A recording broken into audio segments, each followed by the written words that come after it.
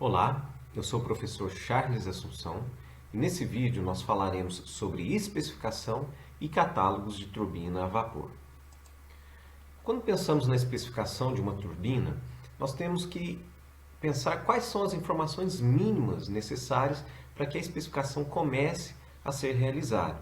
Não existe um roteiro muito definido, mas eu trouxe aqui as informações mais importantes que, num primeiro momento, a gente tem que ter em mãos e definidos para podermos consultar os fornecedores.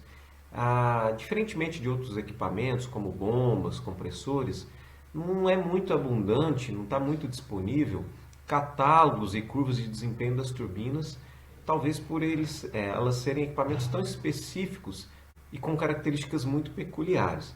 Mas eu selecionei aqui algumas informações que são comuns a todos os catálogos e depois eu vou mostrar dois exemplos de catálogos aqui para a gente ter noção de como especificar. E com isso a gente pode compreender então que o processo de especificação e definição efetivamente da turbina, assim como outros equipamentos também é recomendável que seja feito, é um processo que será realizado a quatro mãos, entre o cliente e o fornecedor. Então o fornecedor tem um papel importante nesse processo de especificação e escolha do melhor equipamento. Mas em linhas gerais a gente pode dizer, começando a definir pelo tipo da turbina, é claro, né, se ela é de condensação ou de contrapressão, e isso vai depender então da aplicação. Se é uma turbina para geração de potência com gerador, ela é do tipo de condensação, ou se ela tem o vapor na saída, tem outras aplicações com pressões superiores à pressão atmosférica, aí é uma turbina de contrapressão. Dependendo da aplicação, a gente também já consegue definir a rotação ou a faixa de rotação que a turbina tem que ter. Então, por exemplo, de novo, geração de energia elétrica vai ser o 3.000 RPM ou 3.600 RPM. Ou se a turbina vai acionar um outro equipamento, qual a velocidade de acionamento desse outro equipamento. Então, a rotação ela vai estar vinculada à aplicação da turbina, que a gente já tem que ter conhecimento de antemão. Existência de reaquecimento e ou de extração intermediária, e aí aqui já pode ser uma questão mais estratégica em termos de eficiência do processo. O reaquecimento é para recuperar a temperatura e essa extração pode ser para a regeneração ou até a aplicação em outros processos, e essa definição é importante porque vai influenciar grandemente na carcaça da turbina, porque vai ter de ter uma válvula intermediária de extração. A potência requerida, é claro, né, talvez seja uma das informações mais importantes ali. E também características do vapor, tanto na admissão e quanto no escape. No escape, especialmente se for uma turbina de contrapressão. Então, qual que é a temperatura, a pressão e a vazão que esse vapor tem que ter na saída. Então, vejam que algumas definições já pré-definem ou direcionam as demais. Antes de passarmos para o catálogo, eu trouxe apenas uma tabelinha aqui comparando em termos de complexidade, de dificuldade, de custo, as turbinas de condensação e de contrapressão. É claro que esses critérios não nos ajudarão a fazer a escolha entre um tipo e outro. Essa escolha vai ser feita a partir da necessidade que nós temos. Então ela nos ajuda pelo menos a compreender as diferenças entre esses dois tipos. Então a gente tem diversos critérios aqui. Por exemplo, complexidade no controle. As turbinas de condensação elas são menores, a complexidade é menor, porque a pressão na saída é a pressão do condensador, não tem um equipamento, um processo amarrado a essa pressão. Consumo de vapor de condensação é menor. Ele é menor porque a entalpia na saída do vapor ela vai ser menor. Então, para gerar a mesma potência mecânica, a gente precisa de menos massa, uma vez que, de forma específica, o vapor entrega mais energia do que numa turbina de contrapressão. Então, na turbina de contrapressão, ele vai consumir mais vapor. Claro que, então, aí a capacidade da caldeira tem que ser maior. Custo de aquisição, a de condensação maior do que a de contrapressão, porque tem mais equipamentos, tem o compressor, tem o condensador, e aqui não necessariamente. Risco de vibração, condensação maior, contrapressão menor. Custo operacional, condensação maior e turbina de contrapressão menor, porque tem mais equipamentos. Qualidade da água, mesma coisa, na condensação é maior,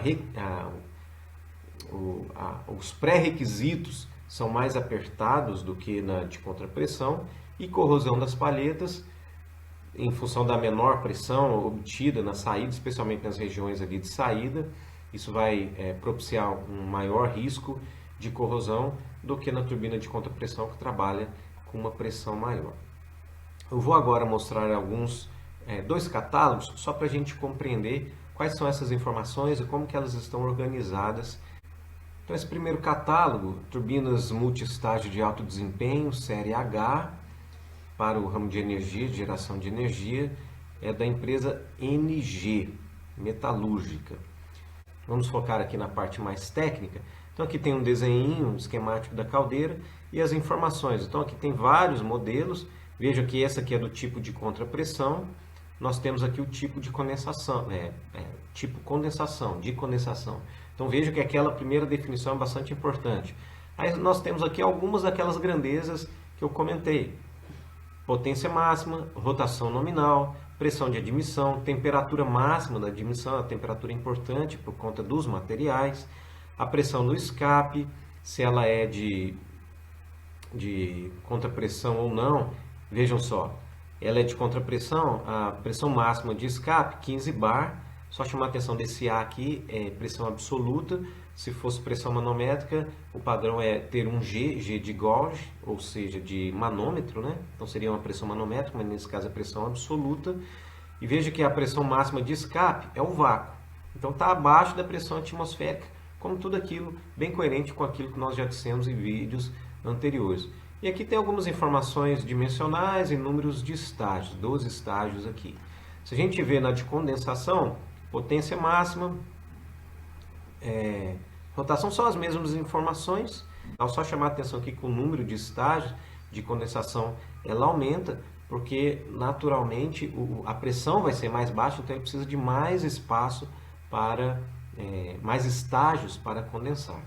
Aqui tem outros modelos também de condensação com fluxo duplo de escape. Aqui tem um modelinho, deixa eu reduzir aqui para a gente ter uma noção. Uns desenhos esquemáticos para a gente perceber, ó, o fluxo duplo de escape aqui, o corte das turbinas.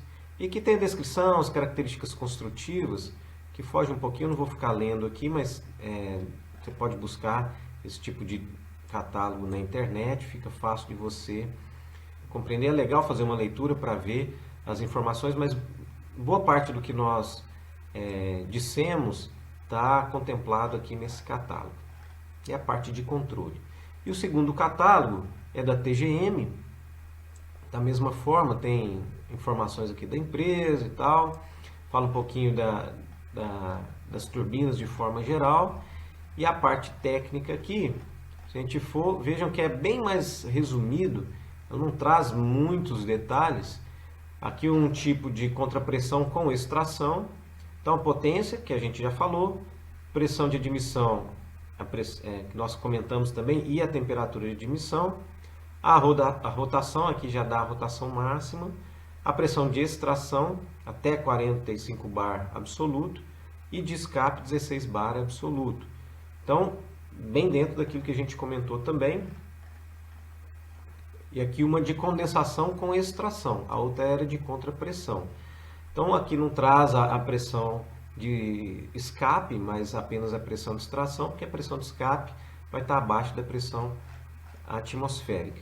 E diversos outros tipos aqui, potências diferentes, pressões diferentes, fica fácil da gente verificar o universo que existe desse tipo de equipamento. Então, com esses catálogos eu encerro essa aula, que teve como objetivo mostrar ou discutir um pouquinho quais são os parâmetros mínimos que devem ser pré-determinados para a seleção da turbina, apresentar também os catálogos e as informações que são disponíveis. Vejam que não são informações muito detalhadas, não existe curva de performance tão facilmente obtida na literatura aberta. Então, por isso, o recado que fica é, no momento de fazer a especificação, naturalmente a gente tem que estar em contato direto com o fornecedor para verificar um melhor tipo de equipamento, um melhor modelo que vai adequar às necessidades do projeto em questão. Eu agradeço a sua atenção. Em caso de dúvidas, não hesite em entrar em contato. Eu espero que você acompanhe o próximo vídeo. Obrigado e até mais.